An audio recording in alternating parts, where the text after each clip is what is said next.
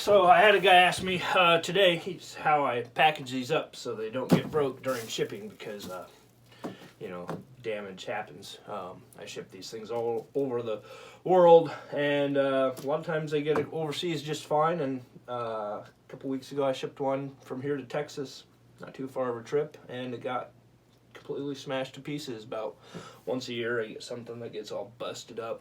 Who knows how it happens. And it was broke too, like really bad, like it got really smashed. Their cases are pretty tough. They can take a little bit of a beating, but I first start out by wrapping them in clear plastic like this so I can tape the padding to the actual sides. That way it stays in place during the shipping. So I wrap it in this cellophane after I polished them up and everything. I put it on a nice pad of bubble wrap. There's about 6 layers there, and got some tape under there so it sits on that nice and comfy. So I can just tape to these sides then. Then I make these little rolls like this out of the bubble wrap, and they basically go all around, so, and roll it down a flight of stairs, and it pretty much bounces off of all these pieces. So I use about 7 of them, put one on the back, and pretty much just go around the whole side.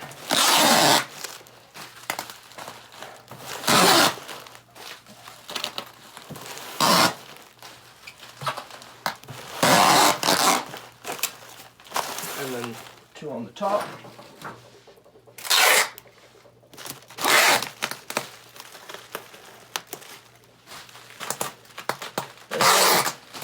I have had, actually I was bringing one of these all boxed up to the post office one day in the back of my truck, and for whatever reason I've hauled them in the back of my truck a lot. If I get more than 2, I can't fit them inside. And it flew out the back. I caught a gust of wind or something, saw it fly out of the back of my truck, hit the highway at 65 miles an hour, rolled, tumbled, bounced, bashed all the corners in. I was like, oh, well, there goes that one. Brought it home, opened it up. Nothing wrong with it. Took it all apart, checked it out. It was just fine. So I ended up just packing it back up, and I'm sure it went back out somewhere, but the packaging, it was fine in there. So that kind of gives it a, you know, nice padding to roll on and stuff like that. Then I got the 20 by 20 boxes over here, and I tape all the inside and outside corners on these. This just slides right down inside. That bubble wrap just tucks nicely against the sides of this box. And then I fill the rest of it with this packing paper down in the corners, and it holds it in there real nice. They do weigh about 18 pounds when I get done. Then I go through with the old box buddy, and after I tape the tops,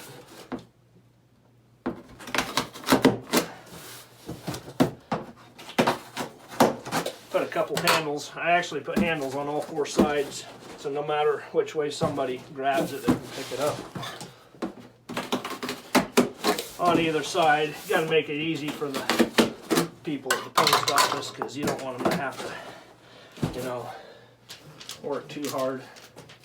And then every side also gets a fragile sticker. They're all fragile. Sometimes it might as well be a kick me sticker, but I can't give the post office too hard of a time. I ship using USPS instead of FedEx and UPS because it did have a lot less damages. These boxes are too big to go through the automated sorting systems at the post office, but UPS and FedEx, they get smashed around with every other box. So these pretty much get hand carried from place to place because they don't go through all the conveyor belts, which I think is probably a good thing, I guess. But I very seldomly have damages, but when I do, they're completely destroyed because something bad happened. Like it looked like the truck got in an accident or something. But I fill the rest of this with crate paper. I used to use newspaper. I tried to recycle newspaper, but newspaper doesn't really make very good packing material.